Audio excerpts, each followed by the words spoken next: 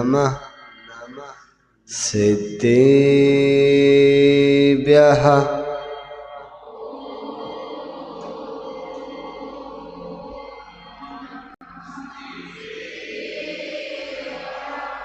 जय बोली जिनशासन नायक वीर प्रभु भगवान की।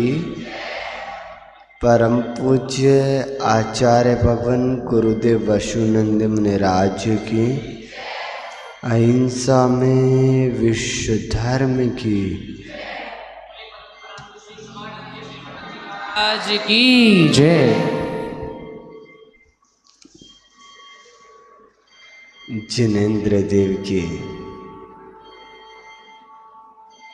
पवित्रतम पादमूल में विराजमान आप सभी प्यारी प्यारी भव्य आत्माओं, जो प्यारे प्यारे लोग होते हैं वही जिनेंद्र भगवान की वाणी को अपना अहो भाग्य समझकर सुनने उपस्थित होते हैं। चलते हैं उसी यात्रा की ओर जहां कल हम रुक गए थे। क्यों, ऐसा क्या हुआ था कल? कल उस बालक को बड़ा होने में समय लग रहा था। अब वो बालक बड़ा हो गया है। वह बालक अब अपनी उस अवस्था में पहुंच गया जहां पर अधिकतम लोग भटक जाते हैं। कौन सी अवस्था है वो? युवावस्था, प्रौढ़ अवस्था से जो पूर्व अवस्था होती है, उस अवस्था में वह बालक पहुंच गया। एक समय वह सेठ सुदर्शन नगर भ्रमण के लिए अपने मित्र कपिल के साथ जा रहा था। जाते जाते ना जाते हुए भी उसकी दृष्टि एक ओर चली गई, और जैसे उसकी दृष्टि उस वस्तु पे, उस व्यक्ति पे पड़ी तो मूर्छित होकर गिर पड़ा। महान बाप, ऐसा क्या देख लिया सेठ सुदर्शन ने जो उसकी हालत गंभीर हो गई? कहीं ऐसा तो नहीं उसने किसी मुनिराज पे उपसर्ग होता हुआ देख लिया हो? नहीं नहीं, ऐसा नहीं हो सकता, क्योंकि वो तो धर्मात्माओं की नगरी थी। वहां भला मुनिराज के ऊपर उपसर्ग कैसे संभव है? तो फिर क्या हुआ होगा? जरूर कोई भयानक राक्षस आदि देख लिया होगा, या कोई पाप उदय को भोगता हुआ कोई मनुष्य दुख से पीड़ित करा रहा हो, उसे देख लिया हो। नहीं, वो भी नहीं था। तो फिर क्या था? उसने एक युवती को देखा और उसे देख के ऐसा लगा, अरे ये देवी कन्या कहां से आ गई? ये जरूर कोई विद्याधरी है। नहीं नहीं, ये जरूर स्वर्ग से कोई अप्सरा आई है। हो सकता है एक कामदेव की स्त्री रति हो। हाँ, ऐसा हो सकता है। नहीं, ये रति नहीं, ये कोई वैंतरी भी हो सकती है। ज्योतिष देव की देविया भी हो सकती है। लेकिन ये भूलोक पे क्या करने आई है? क्या सच में कोई देवकन्या आई थी, पता नहीं। इतने में ही उस सेठ सुदर्शन का रथ तीव्र गति से आगे की ओर प्रस्थान कर गया। उसके नेत्रों में वो छवि ऐसी अंकित हो गई जैसे पत्थर पर किसी ने छैनी हथौड़ी से वो प्रतिभा उखेड़ दी हो। ना चाहते हुए भी वह छवि उसकी आंखों में आ रही थी। कौन थी वो? वह उसी नगर की कन्या थी। उसी नगर में एक सागर दत्त नाम का सेठ रहता था और उसके पदों पर चलने वाली सागर सेना नाम की उसकी धर्मपत्नी। जब भी कोई पुण्य का आयोजन होता तो दोनों साथ मिलकर पूजन अर्चन करते, दान देते और उन दोनों के एक गुणों से संयुक्त यौवन अवस्था को धारण करने वाली मनोरमा नाम की पुत्री थी। वह मनोरमा अपने रूप लावण्य से साक्षात स्वर्ग की देवियों को भी लज्जित करने वाली थी। मानो ऐसा लगता हो विधाता ने इस कन्या की रचना बड़ी फुर्सत में की है। उस कन्या को देख के अच्छे अच्छे विद्याधर भी अपनी विद्याओं को भूल जाते। अगर कोई देव आदि भी देख ले तो सोचने लगता कि काश मैं मनुष्य होता तो मुझे ये कन्या प्राप्त हो जाती। महान बाप, लेकिन कहते हैं कि उत्कृष्ट वस्तु की प्राप्ति उत्कृष्ट मनुष्य को ही होती है। नीच मनुष्य को उत्तम उत्तम भोगों की प्राप्ति नहीं होती। जो नीच लोग होते हैं वो उत्तम उत्तम भोगों को भी नहीं भोग पाते। उनको गंदगी ही पसंद है, उनको गलत सलत पसंद है। लेकिन जो महापुरुष होते हैं वही उत्तम रत्नों को धारण करते हैं। जिस प्रकार स्वान को घृत पचता नहीं है, उसी प्रकार नीच जाति के नीच कुल की व्यक्तियों को उत्तम वस्तु स्वप्न में भी प्राप्त नहीं होती। आप सभी उत्तम कुलीन हो, अच्छे संस्कारों से विभूषित हो, तभी तो आपको अमूल्य धरोहर देव शास्त्र गुरु प्राप्त हुए। और कुछ सज्जन ऐसे भी हैं जो इस अमूल्य रत्न को पाकर के उस रत्न का मूल्य नहीं जानते।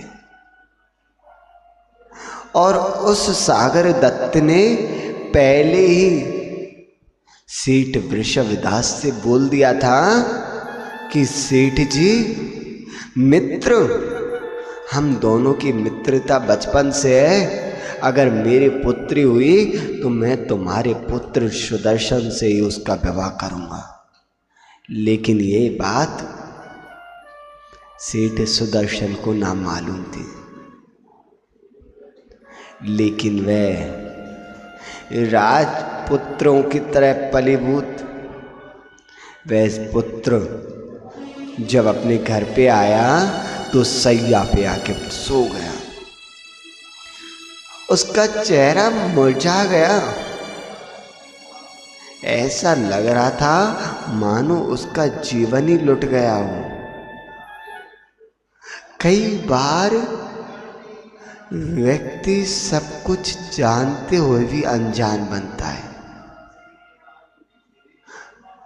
उसके माता पिता उसके भाई बंधु, उसके मित्र सब देख रहे थे। जो हमारा पुत्र सदैव पुष्प की तरह खिला हुआ रहता था, आज उसका चेहरा मायूस और लाचार।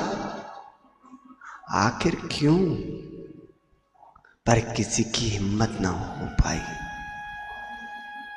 लेकिन कहते ना, मित्र बहुत बड़ा हमारा सहयोगी होता है। उसका मित्र गया कपिल और पूछने लगा, मित्र ऐसी क्या बात है जो तुम मुझे भी नहीं बता रहे और चिंतित हुए जा रहे हो? ये चिंता के समान ही होती है। चिंता चिता समाख्याता बिंदु मात्र विशेषता, चिता दहति निर्जीवम, चिंता दहति निर्जीवम।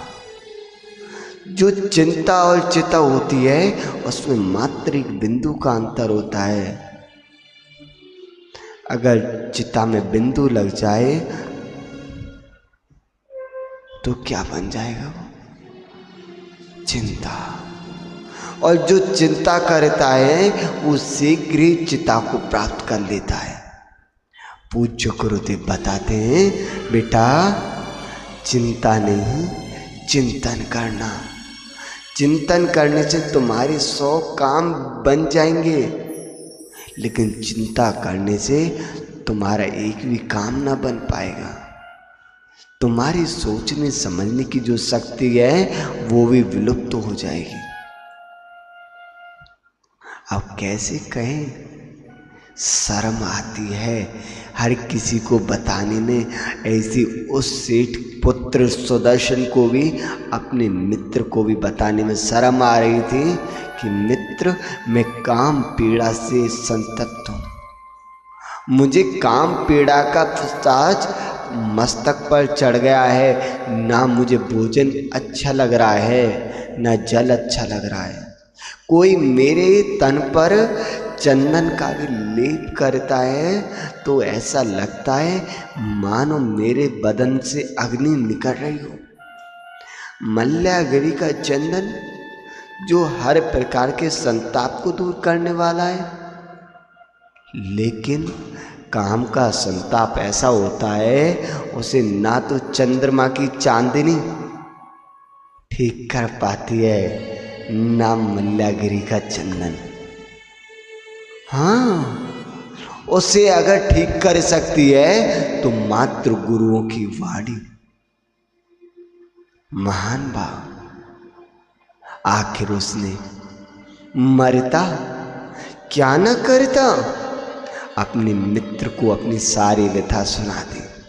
बोले, मित्र मुझे नहीं पता वह कन्या कौन है, किस नगर की है, किस देश की है, और ये भी नहीं पता वो कन्या है भी या नहीं। कहीं वो अप्सरा हो, कोई विद्याधरी हो जो मंदिर में दर्शन करने आई हो। लेकिन मुझे इतना जरूर पता है, अगर वो मुझे प्राप्त ना हुई तो मैं अपने प्राण त्याज दूंगा। काम का कैसा ये मोह होता है, और मोह एक ऐसा कर्म है जो किसी के भी जीवन में उदय आ सकता है। उसने बड़े बड़े दिग्गज तपस्वियों को भी ना छोड़ा। जब मोह हो जाता है, राग हो जाता है, तो विवेक शून्य हो जाता है। महान भाव। उसका स्वास्थ्य प्रतिदिन खराब होने लगा तो सेठ वृषभदास ने कहा, पुत्र कुछ तो बताओ, आखिर मैं तुम्हारा पिता हूं। मुझे ना बताओगे तो किसे बताओगे? लेकिन जैसे उससे कोई पूछता वो मुंह फेर के बैठ जाता, या उस स्थान से उठ के अन्य स्थान पे चला जाता। कभी हंसने लगता, कभी रोने लगता, कभी रात्रि में छत पर टहल रहा है, कभी तालाबों में बैठा है, अलग अलग चेष्टाएं करने लगा। महान भाव। आखिर उसका मित्र कपिल आया और बोला, पिताश्री, अपने मित्र के पिता को भी वह भी पिता बोलता था, पिता तो ले तो थे वो। बोले, हाँ पुत्र बताओ। बोले, आपका जो पुत्र है उसके मन में काम के बाण लग चुके हैं और जब तक वो बाण ना निकलेंगे उसको चेतना वापस ना मिल पाएगी। बोले, वो सुंदरी कौन है जिस पर मेरा पुत्र मोहित हो गया? इतना पुण्य किसका जो एक मोक्षगामी जीव का वरण करेगी? बोले, वो तो नहीं जानते, लेकिन उसका चित्रपट बना सकता हूं। यानी कि आपकी भाषा में बोले पेंटिंग। उसने चित्रपट पे उस कन्या का रूप लावण्य उकेर दिया और कहा, अरे इस कन्या की बात कर रहे हो तुम? इसको तो मैं जानता हूं, इसका पिता तो मेरे पास पहले भी आ चुका था। इसका विवाह तो वो स्वयं मेरे पुत्र से करना चाहता है और इस कन्या के लिए मेरे पुत्र ने चिंता को धारण किया हुआ है। जाओ बोल दो मेरे पुत्र को कि अब उसका विवाह उसी कन्या से होगा। लेकिन वो कन्या उससे विवाह करना चाहती है या नहीं? कहीं ऐसा तो नहीं उसने अपने मन में किसी को अपना स्वामी मान लिया हो? कहीं ऐसा तो नहीं उसको किसी अन्य देव, विद्याधर या किसी भूमि गोचरी राजकुमारी से प्रेम हो गया हो? पता नहीं।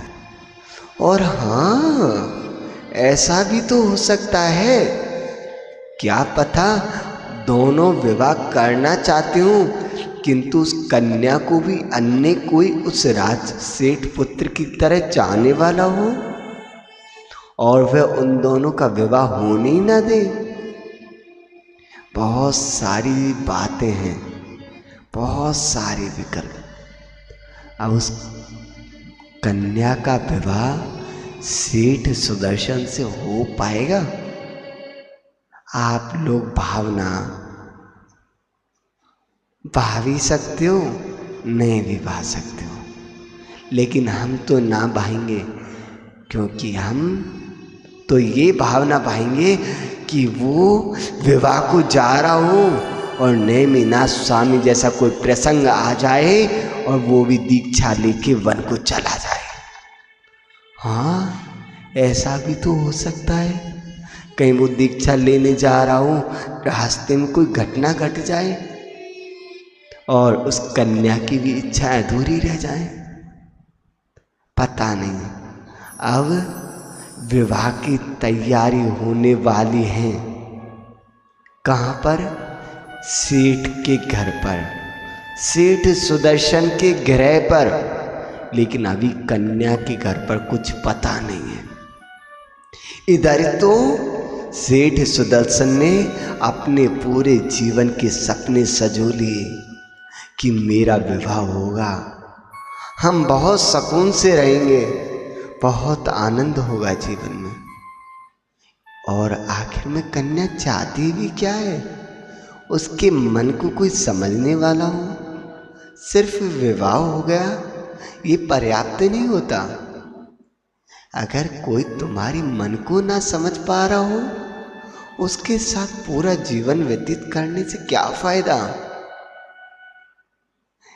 पता नहीं क्या सच में उन दोनों के